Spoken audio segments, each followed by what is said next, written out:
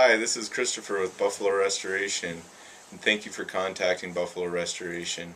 If you're watching this video, I assume that you probably have a problem in your crawl space. And what we want to do, and our goal, is to help dispel some fears about water in crawl spaces and help you understand, is this something that you need to have Buffalo Restoration help you out with, or are you comfortable with handling it on your own? The most important thing about your home is to take care of your health and safety. If you think that there's anything dangerous down in your crawl space, one thing to really consider is electrical. If there's any electrical hazards, please do not get into your crawl space. I have been working in crawl spaces for almost 20 years and we have not had any problems, but that's not to say that it could not be in your crawl space. So please make sure that it's a safe environment, you don't have electrical hazards, there's no animal infestations like maybe snakes or something like that too. Could be a possibility. And the other thing is, I also want to talk about, we'll do a short video on pumps and how you can pump water out, but the main thing that I want to talk about right now is evaporation and what happens when water turns from a liquid into a gas and where does that go.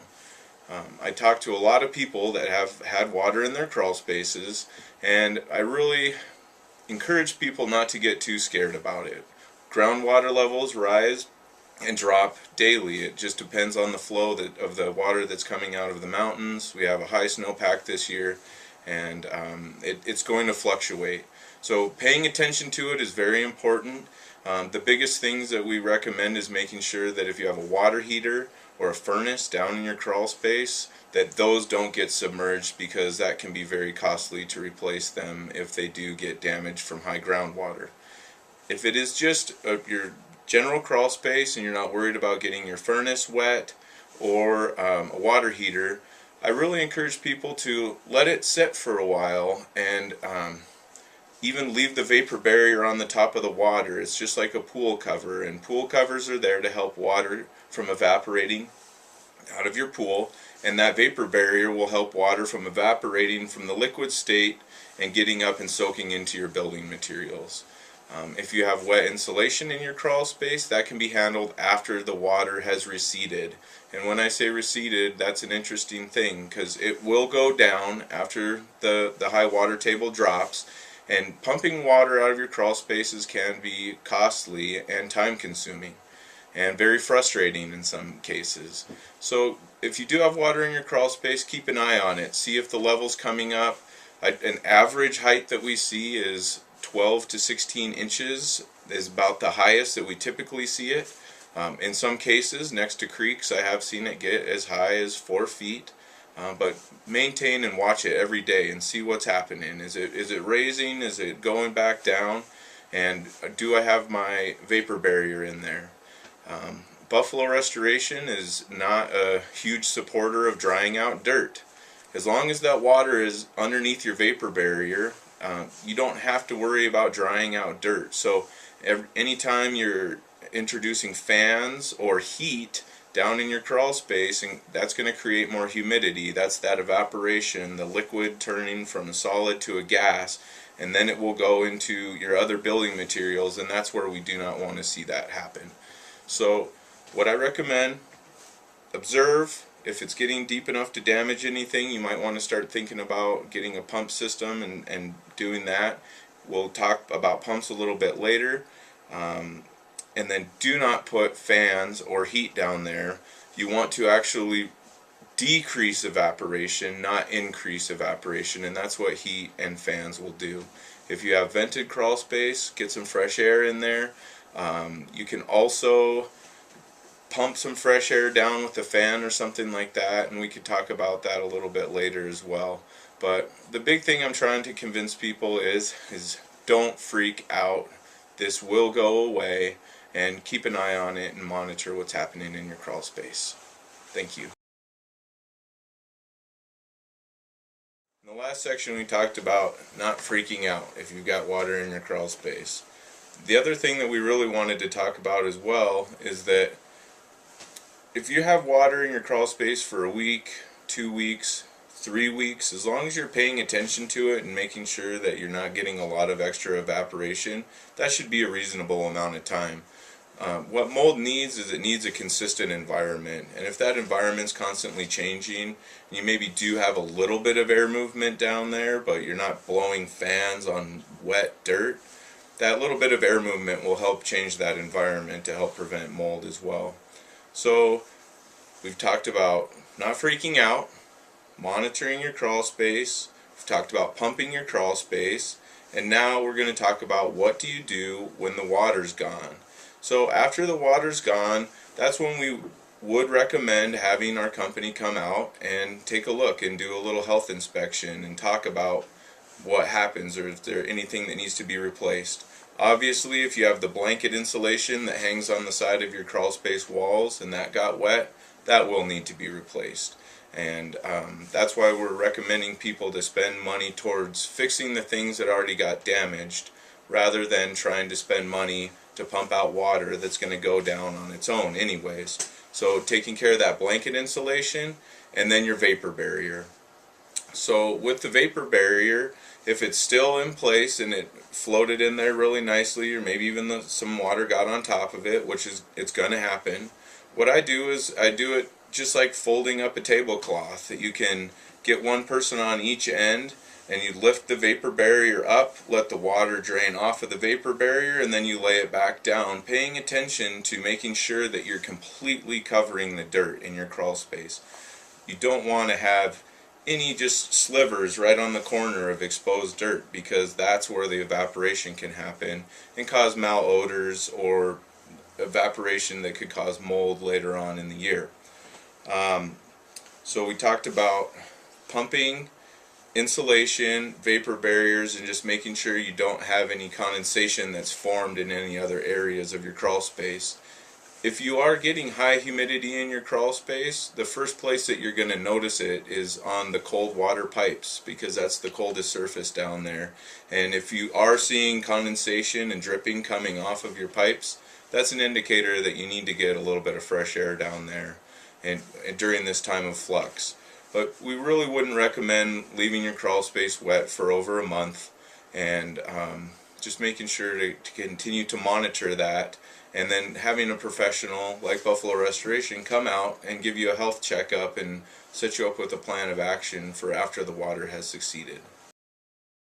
We're going to talk about pumps. Pumps can be pretty tricky, and you need to pay attention and really understand what type of a pump that you have. We recommend going to your local stores. Kenyon Noble, Murdoch's, Ace Hardware are all great resources to buy pumps, and we'll talk about a couple of the different types of pumps later. And just really understand what type of a pump are you getting. Does the pump have a float switch on it and it can manage itself if the water goes down and it won't burn out the pump? Or does the pump not have any type of a switch and you need to be there to make sure that it's constantly getting water inside of it? And we can take a look at those different pumps and help you understand. So going to Murdoch's, Ace, or Kenyon Noble, they have some knowledgeable staff there, and then we'll also show you a couple of the different types of hose systems and the way you can hook it up. The City of Bozeman does not want you dumping groundwater into your sanitary sewer system, so do not hook it up into your plumbing discharge lines. It's not an acceptable practice in the City of Bozeman or any town. The municipal water systems aren't made to handle that type of water. But a safe place to put it is out into the street and into the storm drains, so it is taken care of just like rainwater. And please do not pump it into your neighbor's yard, because they don't want to have the same problems if they're not experiencing them already. So be cognizant of where you're putting your water, and also make sure that we're not pumping it directly into streams or anything like that, because we all like to take care of our beautiful streams and rivers here in Montana for recreation. We'll go over pumps next. Now we're talking about pumps. This is the fun stuff. One thing that could be helpful if you're a fisherman or woman and you got some waders, these are nice. It just makes it getting around down in there a little bit better. Or just flip-flops and basketball shorts. It's whatever you're into. There's two different kinds of pumps like we talked about before. There's ones that pump right out of the bottom. These don't have a float switch on them, and they typically will hook up to a garden hose. This is how you can save a little bit of money. These pumps are generally less expensive. You usually always have the garden hose to hook up to it already, but you're going to have to take a lot more time to watch and manage these pumps because they don't turn themselves on and off with the height of the water flow. And you can just hook your hose right in and run that out through a Crawlspace vent, or sometimes if it is you don't have vents or it's hard to get to that area, we'll even take off the HVAC register boot, so you can run it up through and out a HVAC vent in your floor and a window with the garden hose. The other types of pumps that are out there have different types of float switches on them. These are going to cost you between $150 $250 typically. This one's been outfitted with a quick disconnect, and we can show you how we're using those and also supply you with the shopping list. The thing with these pumps too is then you can watch and adjust your float level, and you can see here I'm pulling on this piece of electrical cord, and that adjusts the height of the float. When the float is submerged or it's floating, the pump's on. When it goes down, this is when it turns off. One thing we strongly recommend is getting some sort of a rigid hose. This is some old vacuum line that we had that we hooked up, and then this will hook up to